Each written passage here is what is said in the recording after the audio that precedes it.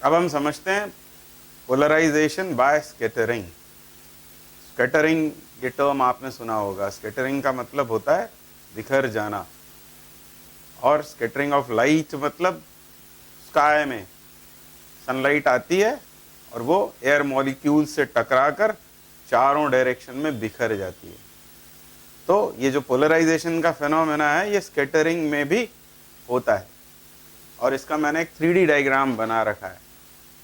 ये यहाँ पर मैंने शो किया हुआ है, ये सन और सन से आने वाली ये लाइट।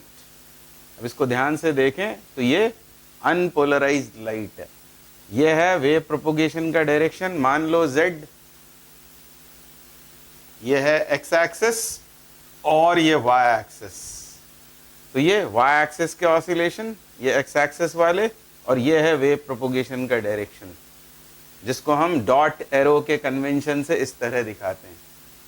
तो ऐसी लाइट आ रही है, ये इंसिडेंट लाइट है। ये इंसिडेंट लाइट यहाँ 2D में फिगर बनाया हुआ है, यहाँ 3 डायमेंशन में बताया हुआ है। ये कैसी लाइट है? तो ये है सन से आने वाली लाइट, अनपोलराइज्ड। अनपोलराइज्ड या ऑर्डिनरी लाइट, ऑर्डिनरी लाइट है, और ये आकर टकराई। ये मैंने दिखाया हुआ है कोई एयर में कोई गैस और उस गैस का मॉलिक्यूल। ये है कोई मॉलिक्यूल, और इस मॉलिक्यूल से या इस पार्टिकल से टकराकर लाइट स्कैटर हो गई, ऐसा हम कहते हैं।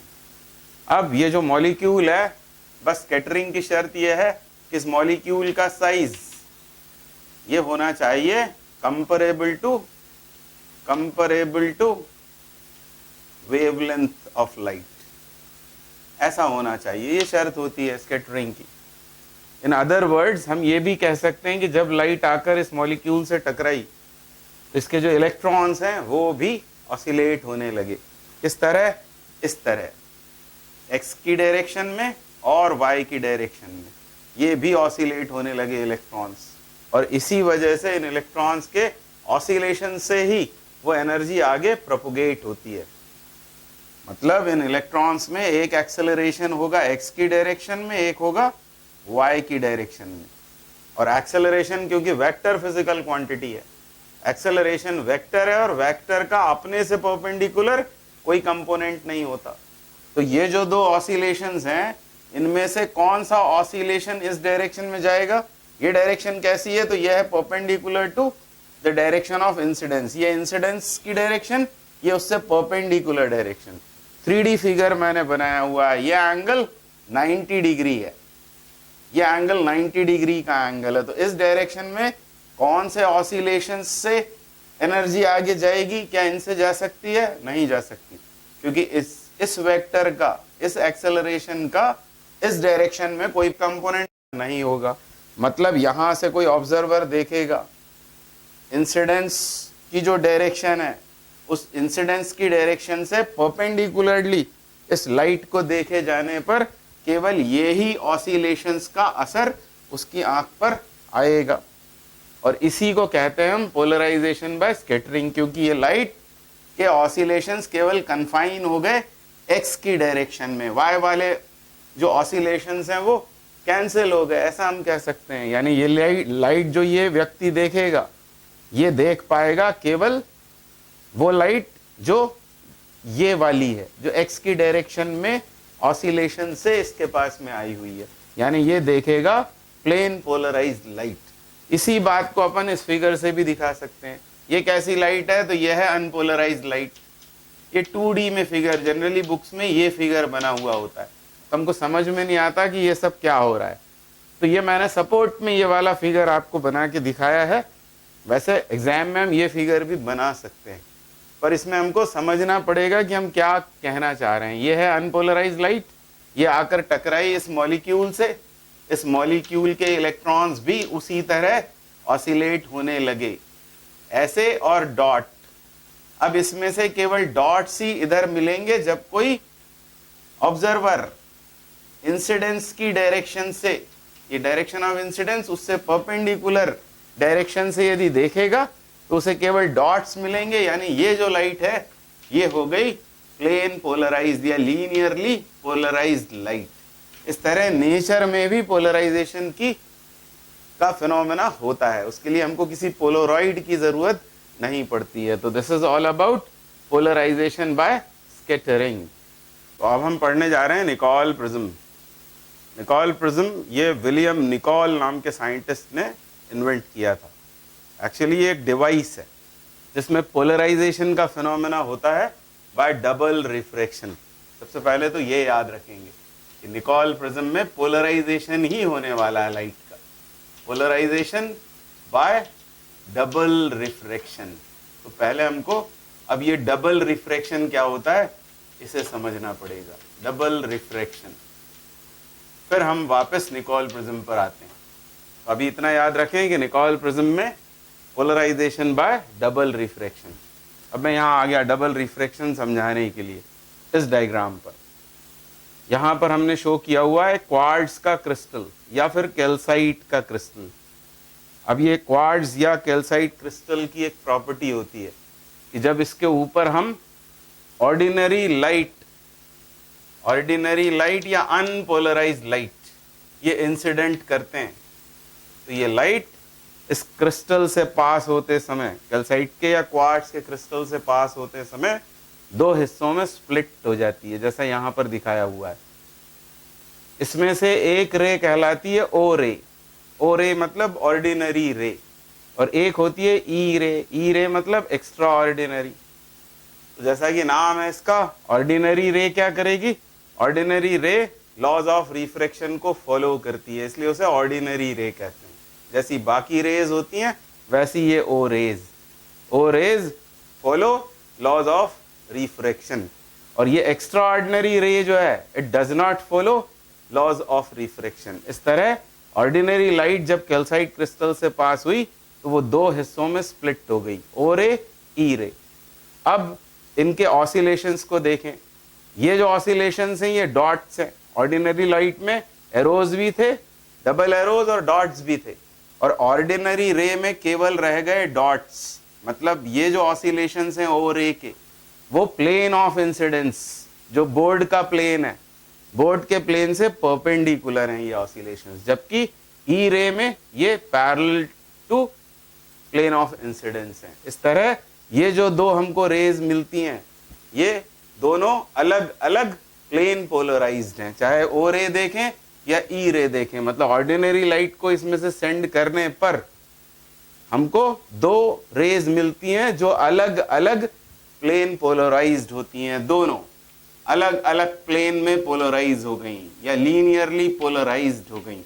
इस फिनोमेना को हम कहते हैं डबल रिफ्रैक्शन, और बिल्कुल यही फिनोमेना होता है निकोल प्रिज्म में। अब निकोल प्रिज्म में मैं आ गया। ये दो कैल्साइट के प्रिज्म्स हैं एक्चुअली, इसलिए इसे प्रिज्म कहते हैं। ये एक प्रिज्म और एक ये दो प्रिज्म। एक ग्लू होता है, ट्रांसपेरेंट ग्लू, जिसको कहते हैं कनाडा बाल्सम। उस कनाडा बाल्सम की एक लेयर यहाँ पर बीच में होती है, इन दोनों को उसके साथ पेस्ट कर देते हैं। इस तरह दो प्रिज्म्स और बीच में ये कनाडा बाल्सम नाम के ट्रांसपेरेंट मटेरियल की एक लेयर, बस बन गया निकोल प्रिज्म। अब हमको करना क्या है? करना यह है कि इसके ऊपर हम ऑर्डिनरी लाइट इंसिडेंट करेंगे। ये ऑर्डिनरी लाइट, अनपोलराइज्ड लाइट क्या होगा? क्योंकि ये कैल्साइट का है या क्वार्ट्ज का है प्रिज्म, तो यहां होगा डबल रिफ्रैक्शन। ये स्प्लिट हो गई। इसमें से ये कौन सी रे है? तो ये रे है ओ रे और ये ई रे। ये पहचाना कैसे हमने? क्योंकि इसके जो ऑसिलेशंस हैं वो प्लेन ऑफ इंसिडेंस से परपेंडिकुलर है, मतलब ये ऑर्डिनरी रे है और ये है एक्स्ट्रा ऑर्डिनरी रे। अब जब ये दो रेज आकर यहां टकराएंगी कनाडा बाल्सम से, तो होता यह है कि ओ रे का रिफ्रैक्टिव इंडेक्स 1.658 होता है कनाडा बाल्सम के लिए, और कनाडा बाल्सम का खुद रिफ्रैक्टिव इंडेक्स है 1.55। यानी इस रे के लिए ये कनाडा बाल्सम की लेयर ये हो जाती है रेयरर, और खुद वो उसका रिफ्रैक्टिव इंडेक्स ओ रे का कनाडा बाल्सम के लिए 1.658। यानी ये क्रिस्टल ये हो जाता है डेंसर, यानी यहां के लिए ये डेंसर और ये रेयरर मीडियम। ये डेंसर मीडियम और रेयरर मीडियम, यानी ये जो ओ रे है वो डेंसर टू रेयर पास हो रही है, और डेंसर टू रेयर जाते समय यदि इसका एंगल ऑफ इंसिडेंस यहां फॉर्म होने वाला वो क्रिटिकल एंगल से ज्यादा हो गया इस पेयर ऑफ मीडियम के लिए, कैल्साइट और कनाडा बाल्सम के पेयर के लिए, यदि ये angle of incidence critical angle से ज्यादा हो गया तो इस रे का हो जाता है TIR, और ये बाहर इस तरह से निकल आती है ओ रे। और दूसरी जो रे है, कौन सी रे? ई रे।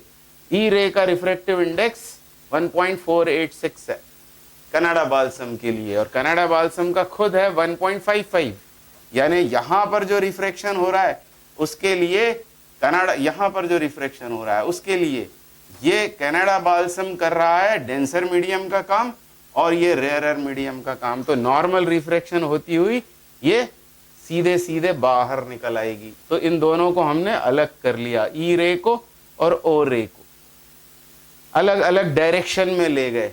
इसकी जरूरत है तो इसे यूज कर लेंगे, इसकी जरूरत है तो इसे यूज कर लेंगे। साथ में ये Nicol prism plane polarized light का एनालिसिस करने के भी काम आने वाली डिवाइस है, और इसी को कहते हैं निकोल प्रिज्म। तो याद ये रखना है कि पोलराइजेशन हो रहा है by the phenomena of double refraction, and this is all about Nicol prism. अब हम पढ़ने जा रहे हैं पोलरॉइड्स।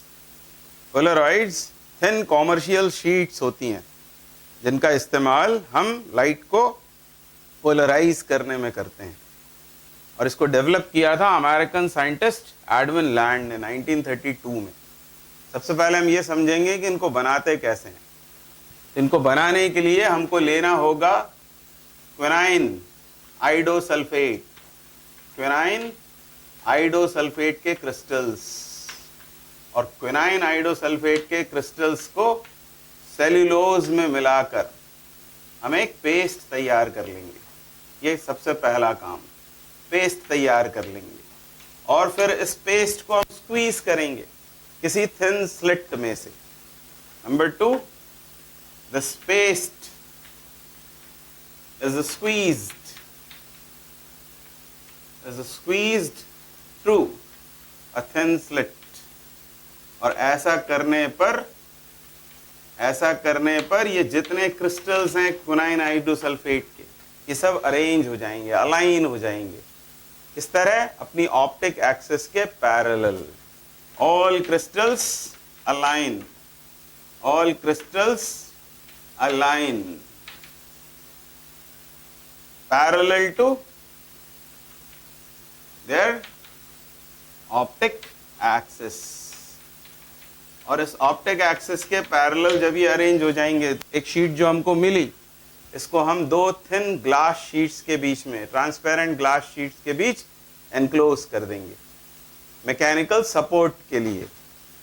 तो क्या बोला मैंने आपसे कि ये जो शीट मिली इस तरह, क्विनाइन आइडोसल्फेट को सेलुलोज के साथ मिलाकर पेस्ट बनाया, फिर इस पेस्ट को स्लिट में से पास किया, तो जो क्रिस्टल्स होते हैं, नीडल्स जैसे जो क्रिस्टल्स होते हैं, वो सब अलाइन हो जाएंगे parallel to their optic axis, और फिर इसे एनक्लोज कर देंगे, इस शीट को enclose between two thin transparent glass sheets, transparent glass sheets. ये किस लिए? For mechanical support. और ये ऐसा सब करने पर जो हमें मिला वो ही है पोलरॉइड।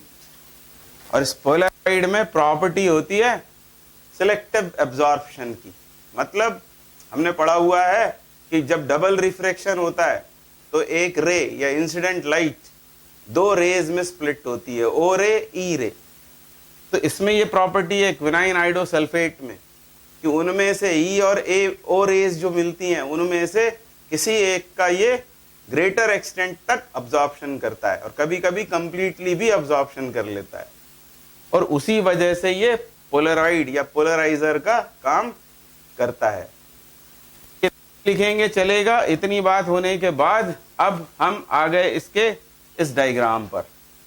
ये पोलरॉइड हमने दिखाया हुआ है यहां पर, ये पोलरॉइड, और इसके ऊपर हम गिरा रहे हैं ऑर्डिनरी लाइट, ऑर्डिनरी लाइट या अनपोलराइज्ड लाइट। ये डॉट और डबल एरोज का कन्वेंशन है, जितने डॉट्स उतने एरोज, मतलब ये ऑर्डिनरी लाइट है। और इसको गिराया हमने किसी पोलरॉइड पर, और ये जो लाइंस दिख रही हैं वर्टिकल पैरेलल लाइंस, ये सब ऑप्टिक एक्सिस हैं उन क्रिस्टल्स की। तो ये इनकी ट्रांसमिशन एक्सिस का काम करेगी, और ये पोलरॉइड काम कर रहा है पोलराइजर का। जब ये अनपोलराइज लाइट इसमें से पास होगी तो केवल ये डबल एरोज वाले जो ऑसिलेशंस हैं केवल वो ही पास हो पाएंगे। तो इससे पास होने के बाद, इससे ट्रांसमिट होने के बाद जो हमको लाइट यहाँ मिलेगी, ये लाइट कैसी होगी? तो ये लाइट हमें मिल रही है प्लेन पोलराइज्ड लाइट, और इस तरह पोलराइजेशन हो गया।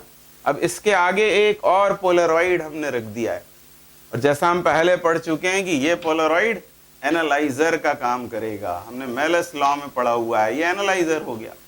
अब ये लाइट इसके ऊपर फिर गिरकर ट्रांसमिट होगी, और यदि इसकी ट्रांसमिशन एक्सिस या ऑप्टिक एक्सिस इसके पैरेलल होगी तो बाहर आने वाली जो ट्रांसमिटेड लाइट है, ये ट्रांसमिटेड लाइट, ये इसकी इंटेंसिटी में कोई चेंज नहीं महसूस होगा जब ये दोनों पैरेलल हों। और यदि हम इस एनालाइजर को इस एक्सिस के अबाउट, जो वेव प्रोपोगेशन डायरेक्शन है उसके अबाउट यदि रोटेट करेंगे तो इंटेंसिटी धीरे धीरे कम होने लगेगी। ये बिल्कुल वैसा ही जैसा हमने मेलस लॉ में पढ़ा हुआ है।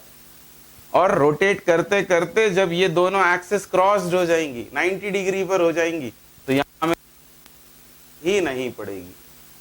तो इस डिवाइस को ही कहते हैं पोलरॉइड, यानी ये पोलराइजेशन के काम आता है। कॉमर्शियली इसे यूज करते हैं। अब इसके यूजेस कहाँ होते हैं, तो उनमें से कुछ एग्जांपल्स मैं आपको बताता हूं। जैसे सन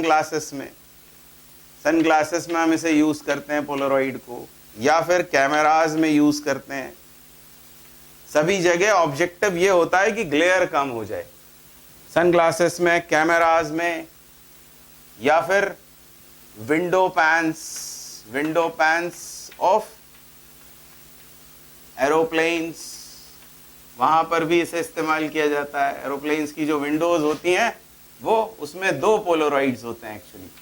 जैसे ये उस विंडो में ऐसे दो पोलरॉइड्स लगे होंगे, एक स्टेशनरी होगा और दूसरा उसे घुमाया जा सकता है, वो मूवेबल होगा और उसे रोटेट किया जा सकता है। बाहर से जब लाइट आती है तो एक पोलरॉइड तो पहले ही इंटेंसिटी को कम कर देगा, हाफ कर देगा, और इस पोलरॉइड को यदि हम घुमाएंगे तो 90 डिग्री पर रखने पर यहाँ बिल्कुल भी लाइट नहीं दिखेगी। तो जो पैसेंजर्स होते हैं वो उसे मूव करके अंदर वाले, उनकी तरफ वाला जो पोलरॉइड है उसे रोटेट करके लाइट की इंटेंसिटी को कंट्रोल कर सकते हैं। तो ये काम हम करते हैं विंडो पैन्स ऑफ एरोप्लेन्स में, कैमरा सन ग्लासेस में ग्लेयर कम करने के लिए। इसको कभी कभी कार की जो विंडशील्ड होती है, सामने वाला जो कांच होता है, उसके साथ भी 45 डिग्री पर लगा दिया जाता है। उससे भी दोनों ड्राइवर्स को ग्लेयर नहीं आता उनकी हेडलाइट की लाइट का, यानी इनको कार्स की विंडशील्ड्स में भी लगाया जाता है। तो ऐसे कुछ इसके यूजेस हैं पोलराइजर्स के, सॉरी पोलराइड के। तो this is all about polaroid. Now in polarisation generally numericals from Brewster's and Malus law are asked. उनमें से कुछ न्यूमेरिकल्स अभी हम सॉल्व करेंगे। तो एक ऐसा ही न्यूमेरिकल यहाँ बोर्ड पर मैंने लिखा हुआ है, two polarizing sheets have their polarizing directions parallel so that the intensity of light is maximum। ये दिखाए हुए मैंने दो पोलराइजर्स, और इसके ऊपर मान लो आकर गिरती है I डैश इंटेंसिटी की लाइट, तो वो प्लेन पोलराइज हो जाएगी, और प्लेन पोलराइज होकर यहाँ किस इंटेंसिटी की लाइट हमको मिलेगी, इसका हाफ। तो let us suppose it is I not and this I not is I dash by 2। इस इंटेंसिटी का हाफ इंटेंसिटी हमको यहां मिली, और इनिशियली दोनों की ट्रांसमिशन एक्सिस पैरेलल है, इसलिए एनालाइजर से ट्रांसमिटेड लाइट भी I नॉट ही होगी। और ये है मैक्सिमम जो हमें अभी मिल रही है जब उनके प्लेन्स ट्रांसमिशन एक्सिस को हमने पैरेलल रखा हुआ है। आगे ये कह रहे हैं कि through what angle must the either sheet be turned if the intensity is to be drop by 1/2। तो कहने का मतलब यह है कि अभी हम लाइट ऐसे सेंड कर रहे हैं, तब ये पोलराइजर, ये एनालाइजर, और एनालाइजर को हम पोलराइजर के रेस्पेक्ट में घुमाते हैं, इसकी ट्रांसमिशन एक्सिस के रेस्पेक्ट में। और यदि इसे घुमाना आप चाहते हैं, रोटेट करना चाहते हैं, तो लाइट को ऐसे लाना पड़ेगा। तो वो दोनों इक्विवेलेंट हो जाएंगे केसेस, मतलब इनमें से किसी को भी पोलराइजर और एनालाइजर बनाया जा सकता है। तो करना क्या है हमको, इनमें से किसी एक को घुमाकर इंटेंसिटी को 1/2 करना है। तो सीधे मेलस लॉ हमको लगाना पड़ेगा, I is equal to I not, ये होती है intensity of light incident on the analyser, और इससे ट्रांसमिटेड लाइट एनालाइजर से वो होती है उसकी intensity I is equal to cos square theta, और थीटा होता है एनालाइजर और पोलराइजर की ट्रांसमिशन एक्सिस के बीच का एंगल, उसके कोसाइन थीटा के स्क्वायर के बराबर। तो अब यहां पर हमको इसे ही क्या बना देना है, इसको बना देना है एज पर क्वेश्चन I0/2 के बराबर, क्योंकि 1/2 कह रहे हैं, तो 1/2 of I0, I0 cos square theta, या I0 कैंसिल होके कॉस स्क्वायर थीटा आता है 1/2 के बराबर। तो cos theta is equal to ±1/√2, और इसके करस्पॉन्डिंग हमको 4 एंगल्स मिलेंगे। कौन कौन से, एक तो मिलेगा +45 डिग्री, -45 डिग्री, ये plus minus sense of rotation की वजह से आया हुआ है कि हम उसे क्लॉक घुमा रहे हैं या एंटी क्लॉक घुमा रहे हैं 45 डिग्री से, और एक आएगा +-135 के बराबर। इस तरह कोई फर्क नहीं पड़ता कि किसको घुमा रहे हैं, और कोई फर्क नहीं पड़ता कि किस तरह घुमा रहे हैं, क्लॉकवाइज या एंटी क्लॉकवाइज। तो ये इसके आंसर्स होंगे। Again a problem on Malus law. Two Polaroids P1 and P2 are placed in cross positions. तो दो Polaroids P1 P2 को हमने क्रॉस पोजीशंस में रखा हुआ है। तो ऐसा कहना है हमें, यह है P1 और इससे क्रॉस पोजीशन में ये दूसरा पोलोराइड P2 रखा हुआ है। इसको हम पोलोराइड जैसा बना देते हैं तो जल्दी समझ में आएगा। ये P1, इसकी ये ट्रांसमिशन एक्सिस, और ये P2 और ये P2 की ट्रांसमिशन एक्सिस। इस तरह इन्हें क्रॉस्ड पोजीशंस में हमने रखा हुआ है P1 P2 को। A third polaroid P3 is kept between P1 and P2, और P1 P2 के बीच एक और पोलोराइड P3 रखते हैं such that axis of P3 is parallel to P1। इससे ही पैरेलल ये एक और पोलोराइड रख दिया, ये है P3, मतलब ये दोनों पैरेलल और इन दोनों से ये perpendicular P2। How would the intensity of light I2 transmitted through P2 vary as P3 is rotated? इससे ट्रांसमिट होने वाली लाइट के बारे में हमको बताना है, उसका नाम I2 रखा हुआ है क्वेश्चन में। इस इंटेंसिटी की बात करनी है और रोटेट करना है हमें P3 को। इनिशियली जब हम इधर से इसे देखें इस डायग्राम को, तो ये होगा P1 का एक्सिस और इसके पैरेलल होगा P3 और इससे क्रॉस पोजीशन में होगा P2, ये इनिशियली। और यदि P3 को हम रोटेट करेंगे इस एक्सिस के अबाउट, मान लो थीटा एंगल से, तो नई पोजीशन हमें ऐसी दिखेगी। ये P1, P3 इससे इंक्लाइन होगा थीटा पर और ये होगा P2, यानी P1 P3 के बीच एंगल कितना है, थीटा। उस समय P3 P2 के बीच एंगल कितना है, 90 माइनस थीटा। अब सीधे हमें मेलस लॉ लगा देना है, ये मानते हुए कि इसके ऊपर इंटेंसिटी I की लाइट गिरी, इससे हुआ उसका पोलराइजेशन। यहां मिलेगी प्लेन पोलराइज लाइट और उसकी इंटेंसिटी इस इंटेंसिटी की आधी होगी, मतलब I/2। और ये लाइट जब इससे पास होगी और इसका दोनों का एंगल इस समय कितना है, थीटा, तो यहां मिलने वाली लाइट जो है I' इसे बोले यदि, तो वो मेलस लॉ से I' बराबर होगा I/2 कॉस स्क्वायर थीटा के बराबर। This is equation 1। और अब ये लाइट जब इसके ऊपर गिराई जाएगी तो ट्रांसमिटेड लाइट की इंटेंसिटी निकालने के लिए एंगल कितना है इन दोनों के बीच, P3 P2 के बीच एंगल है 90 माइनस थीटा। फिर से मेलस लॉ लगाएंगे तो I2 बराबर होगा I' cos square 90 minus theta, और यहां से इसकी वैल्यू यहां पुट कर देते हैं I' की, I/2 cos square theta and cos square 90 minus theta is sin square theta। और अब एक काम करते हैं, ऊपर नीचे 4 का करते हैं मल्टीप्लाई। तो ये 4 इंटू 2 ये तो हो गया 8 I/8, और ये 4 sine square theta cos square theta, हम जानते हैं sine 2 theta is equal to होता है 2 साइन थीटा कॉस थीटा, तो 4 sine square theta cos square theta ये होगा साइन स्क्वायर 2 थीटा, और इसलिए यहां आ जाएगा साइन स्क्वायर 2 थीटा, और आंसर हमें देना है कि I2 बराबर होगा I/8। तो I क्या है?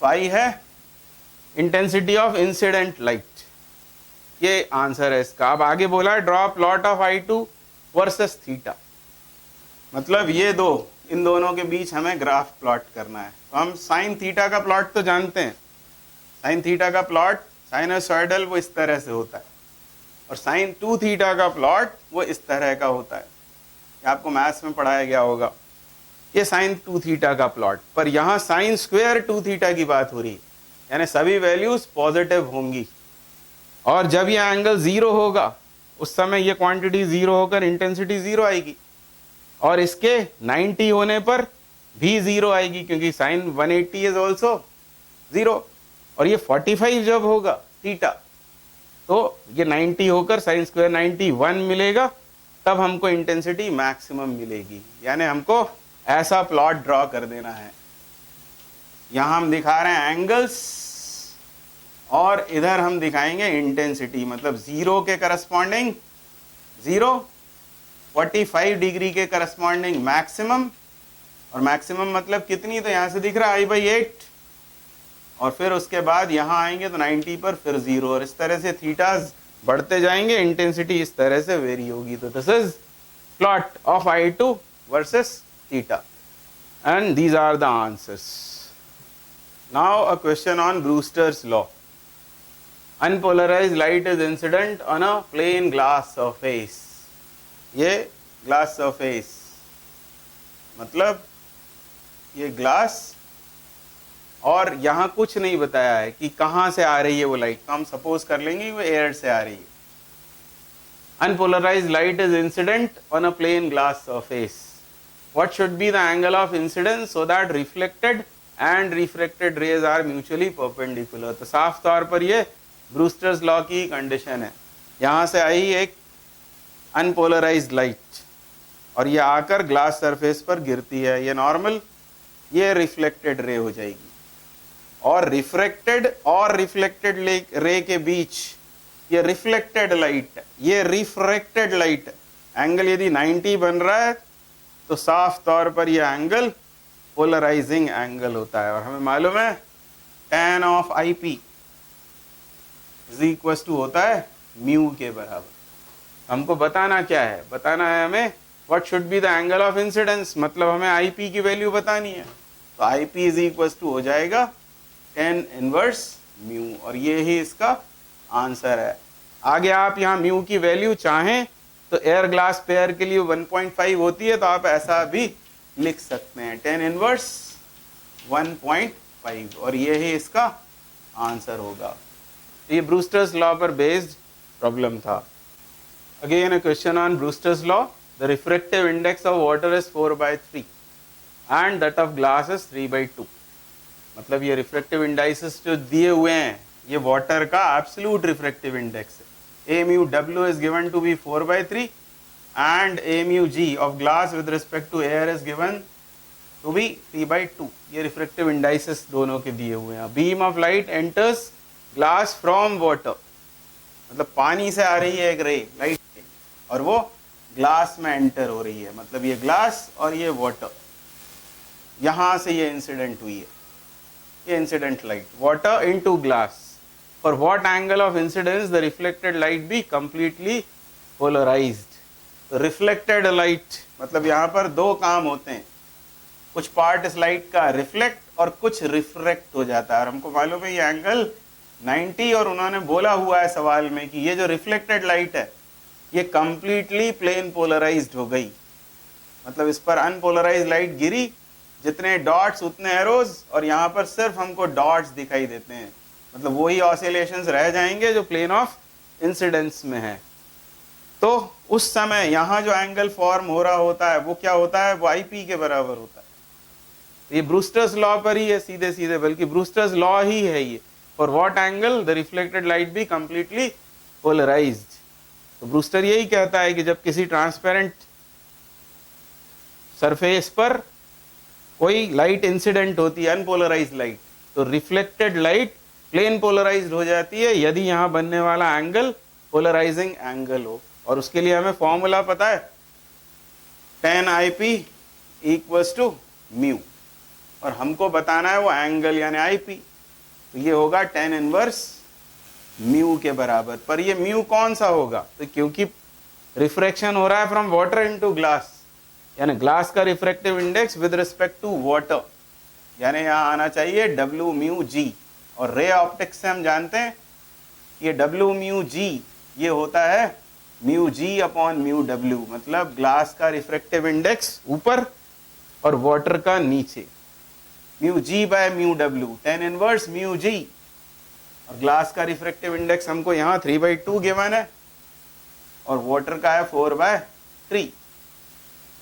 बस हमको इसको सॉल्व कर देना है। तो ये 3/2, ये है 2/3, तो ये 9/8 हो जाएगा। तो इतना आंसर सफिशिएंट है, 10 इनवर्स 9/8। इसके आगे आप सॉल्व करें या ना करें कोई फर्क नहीं पड़ता है, क्योंकि हमको फिर टेबल देखना पड़ेगा। इसको आप भले ही सॉल्व कर सकते हैं, 1/8 को 0.125 लिखकर इंटू 9 करेंगे, तो ज्यादा से ज्यादा आगे यहाँ इसको आप ऐसा कर सकते हैं, 10 इनवर्स 0.125 1/8 है, और ये इंटू 9 इसमें और कर देना है, इसको मल्टीप्लाई करके सॉल्व करके वही आंसर हम बतला देंगे। तो ये एक और सवाल था ब्रूस्टर्स लॉ पर बेस्ड।